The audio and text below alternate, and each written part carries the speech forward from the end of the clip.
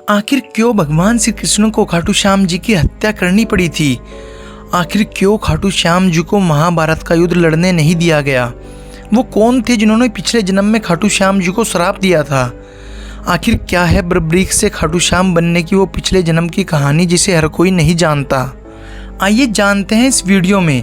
यह वीडियो खाटू श्याम जी के रहस्यमय जीवन से जुड़ा है, इसलिए वीडियो को अंत तक और बड़े ही ध्यान से देखें। खाटू श्याम जी बहुत पहले पिछले जन्म में एक यक्ष थे जिन्हें विष्णु भगवान का अपमान करने की वजह से ब्रह्मा जी ने श्राप दिया था। एक बार ब्रह्मा जी और अन्य देव बैकुंठ लोक आए और भगवान विष्णु से कहा कि पृथ्वी पर अधर्म बढ़ रहा है और विष्णु जी से कहा कि वह उनकी मदद करें। इस पर भगवान विष्णु ने देवताओं से कहा कि वह जल्दी एक मनुष्य के रूप में पृथ्वी पर अवतार लेंगे और पृथ्वी को पाप मुक्त करेंगे। लेकिन तभी एक यक्ष ने देवताओं से कहा कि इस कार्य के लिए भगवान विष्णु को पृथ्वी पर अवतार लेने की क्या आवश्यकता है, वह अकेले ही सब दुष्टों का संहार करने के लिए पर्याप्त हैं। यह सुनकर ब्रह्मा जी को बहुत दुख हुआ और भगवान ब्रह्मा ने यक्ष को श्राप दिया कि जब भी पृथ्वी पर पाप बढ़ जाएगा तब दुष्टों, आतंकियों आदि का वध करने से पहले भगवान विष्णु उसका वध करेंगे। कुछ समय पश्चात यक्षराज ने भीम के पोते के रूप में जन्म लिया। भीम के पुत्र घटोत्कच और नाग कन्या अहिल्यावती का विवाह हुआ। कुछ समय पश्चात उन्होंने एक बहुत ही तेजस्वी पुत्र को जन्म दिया।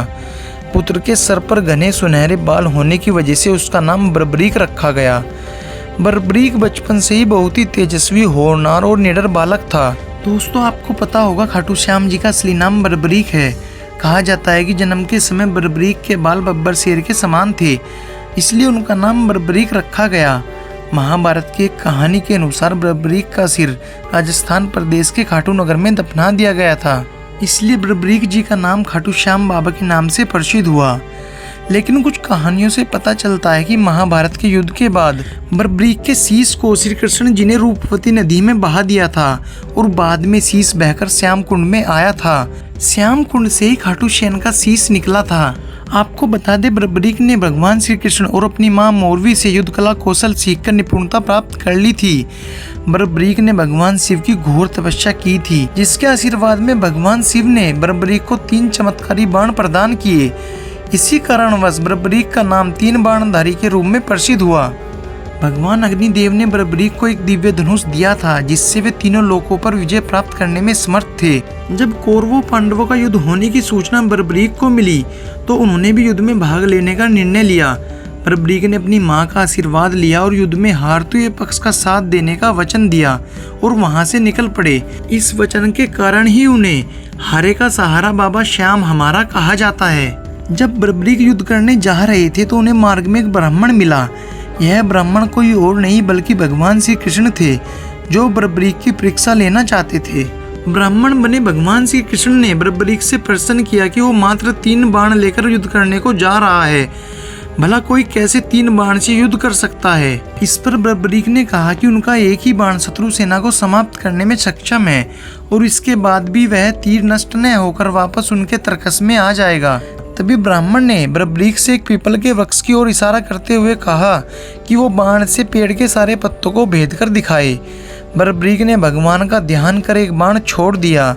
उस बाण ने पीपल के सारे पत्तों को छेद दिया और उसके बाद यह बाण ब्राह्मण बने श्री कृष्ण के पैरों के चारों तरफ घूमने लगा। असल में श्री कृष्ण ने एक पत्ता अपने पैर के नीचे छिपा दिया था। बर्बरीक समझ गए कि यह तीर उसी पत्ते को भेदने के लिए ब्राह्मण के पैर के चक्कर लगा रहा है। बर्बरीक बोले, हे ब्राह्मण, अपना पैर हटा लीजिए, नहीं तो ये आपके पैर को भेद देगा। श्री कृष्ण बर्बरीक के पराक्रम से बहुत खुश हुए। उन्होंने पूछा कि बर्बरीक किस पक्ष की तरफ से युद्ध करेंगे। इस पर बर्बरीक बोले, उन्होंने लड़ने के लिए कोई पक्ष निर्धारित नहीं किया है, वह तो बस अपने वचन के अनुसार हारे हुए पक्ष की ओर से लड़ेंगे। यह सुनकर श्री कृष्ण विचारमग्न हो गए, क्योंकि बर्बरीक के इस वचन के बारे में कौरव जानते थे। कौरवों ने योजना बनाई थी कि युद्ध के पहले दिन वो कम सेना के साथ युद्ध करेंगे, इससे कौरव युद्ध में हारने लगेंगे, जिसके कारण बर्बरीक कौरवों की तरफ से लड़ने आ जाएंगे और बर्बरीक के चमत्कारी बाण पांडवों का नाश कर देंगे। कौरवों की योजना को विफल बनाने के लिए ब्राह्मण बने श्री कृष्ण ने बर्बरीक से एक दान देने का वचन मांगा।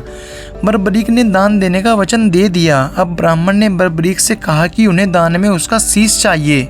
इस अनोखे दान की मांग को सुनकर बर्बरीक चौंक गए और समझ गए कि यह ब्राह्मण कोई सामान्य व्यक्ति नहीं है। बरबरीक ने प्रार्थना की कि वो दिए हुए वचन के अनुसार अपना शीश दान अवश्य करेंगे, लेकिन पहले ब्राह्मण देव अपने वास्तविक रूप में प्रकट हों। भगवान श्री कृष्ण अपने असली रूप में प्रकट हुए। बरबरीक बोले कि हे देव, मैं अपना शीश देने के लिए वचनबद्ध हूँ, लेकिन मेरी युद्ध अपनी आंखों से देखने की इच्छा है। श्री कृष्ण ने बरबरीक की वचनबद्धता से प्रसन्न होकर उसकी इच्छा पूरी करने का आशीर्वाद दिया। बरबरीक ने अपना शीश काटकर श्री कृष्ण को दे दिया। श्री कृष्ण जी ने बरबरीक के सिर को 14 देवियों के द्वारा अमृत से सींचकर युद्ध भूमि के पास एक पहाड़ी पर स्थित कर दिया, जहां से बरबरीक युद्ध का दृश्य देख सके। इसके बाद श्री कृष्ण ने बरबरीक के धड़ का अंतिम संस्कार कर दिया। महाभारत का महान युद्ध समाप्त हुआ और पांडव विजय हुए। विजय के बाद पांडवों में यह बहस होने लगी कि इस विजय का श्रेय किस योद्धा को जाता है। श्री कृष्ण ने कहा, चूंकि बरबरीक इस युद्ध के साक्षी रहे हैं, अतः इस प्रश्न का उत्तर उन्हीं से जानना चाहिए। इस पर बरबरीक ने कहा कि इस युद्ध की विजय का श्रेय एकमात्र श्री कृष्ण को जाता है, क्योंकि यह सब कुछ श्री कृष्ण की उत्कृष्ट युद्ध नीति के कारण ही संभव हुआ है। क्योंकि पूरे महाभारत युद्ध में मुझे तो सिर्फ श्री कृष्ण जी का चक्र चलता हुआ नजर आया है। बरबरीक से प्रसन्न होकर श्री कृष्ण ने बरबरीक को वरदान दिया कि कलयुग में तुम्हें मेरे श्याम नाम से पूजा जाएगा और तुम्हारे दर पर आने वाले हर भक्त की मनोकामना पूर्ण होगी। अगर वीडियो अच्छी लगी हो तो इसे हर जगह शेयर करें। इसी तरह की और भी वीडियो के लिए चैनल को सब्सक्राइब जरूर करें। Thanks for watching.